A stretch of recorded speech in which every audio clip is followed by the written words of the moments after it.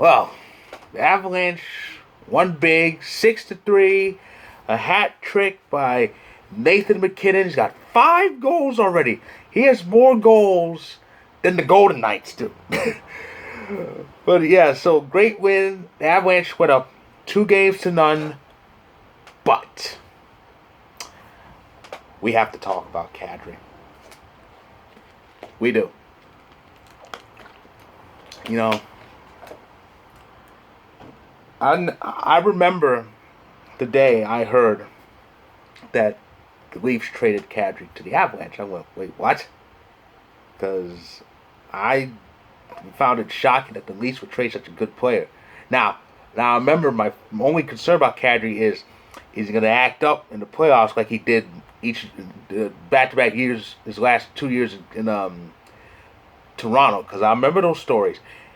Every year, in 18 and 19, they faced Boston, and both times, Kadri delivered some stupid cheap hit that got him suspended for the rest of the series when they needed him. If he hadn't, in public opinion, especially up there in Toronto, says if he hadn't done such stupid things, he'd be on the ice and he probably would have beat the Bruins. They went 7 each time. So if Kadri was there, that whole Toronto can't beat Boston thing probably wouldn't exist so much. So that was my only concern. And when Kadri really played his ass off in that bubble, remember he got the literal last tick goal on Bennington, and then he had like a whole bunch of goals, assists. He had 19 points in the bubble, and I thought maybe it's the Toronto atmosphere. Maybe he was frustrated, and maybe he needed a change of pace, because he was playing so well in the playoffs. He wasn't acting up, doing stupid things. But then I see that hit he delivered to Falk, and I saw his Kadri. I go, oh no. I said this too many times on Twitter. I literally thought he was done doing this. I did. I thought he's not going to be delivering stupid, dirty hits in the playoffs in the first round like he had been doing in Toronto. But the narrative's back, and it doesn't help his case that his numbers haven't been doing well the last number of weeks. He's had I think 1 or maybe 2 goals in the last month. He is in a terrible slump, and I guess that's why he's getting frustrated.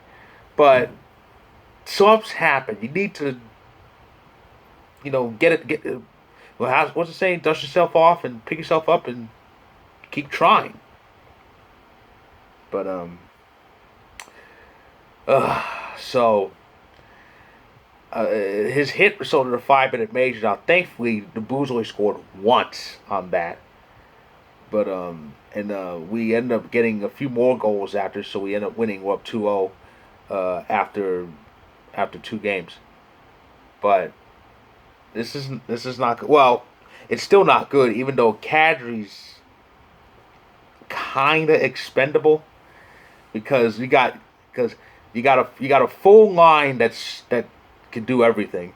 Kadri was on the second line with Soderberg, but those two were just running away. I think those two were just running away and just killing it. Donskoy has been outshining Kadri. Donskoy had 2 goals tonight. Even the fourth line is capable of some things with Belmar on it. And yeah, so we can just rearrange things around any impending suspension, and there's gonna be word. We'll probably know tomorrow. But onto other action.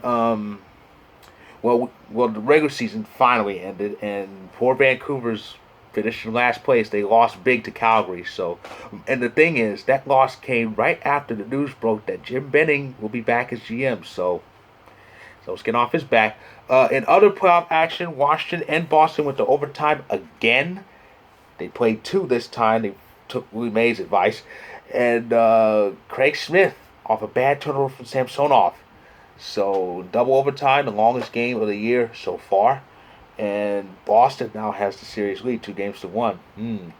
Um, Carolina just dominated and dogged um, Nashville. That series is over. That series is completely over. Out of teams that are down 2-0, they're in the worst shape. They cannot hang with the Hurricanes. They can't. I said after game one, the series is over. This is gonna be a short series. This might be a sweep. I don't even. I think the chances of Nashville actually winning a home game are pretty slim. And oh, the North Division finally started the playoffs, and Edmonton scored first, and that was it. Jets scored four more. I've said this many times. I think I've said this uh, when the season started. If Edmonton doesn't have a good playoff run in them, I think they can just kiss Connor McDavid goodbye. Because Connor has voiced his frustrations before. Player that damn good had 105 points this season. In a 56 game season, he had 105 points. That is just a hit. That's just 7 points away from averaging 2 points a game. He had that kind of a season. And yet this team is down 1-0 in the playoff series already. If the Oilers lose in round one, Connor's gonna go bye-bye. Bye-bye.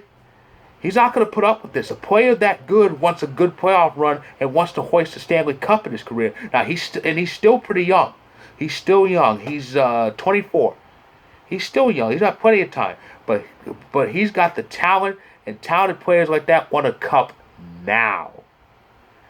And it looks bad for the Oilers. I mean, it's only one game, but it looks bad.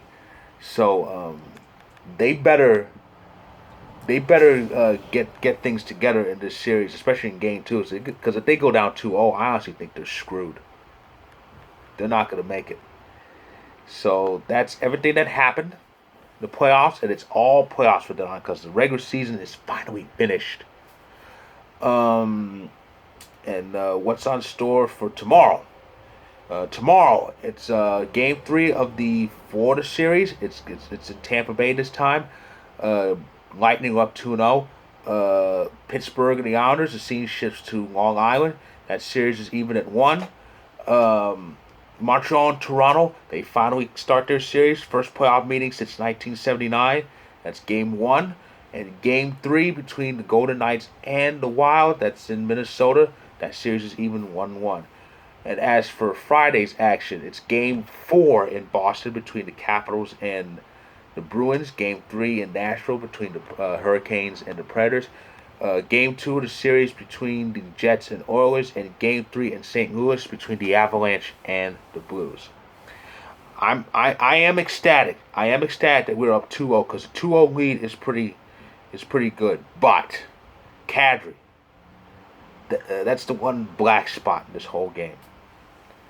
And we'll definitely know what the league's going to do with him. So that's my recap of tonight's action, and I'll be back tomorrow to recap that action. So stay tuned.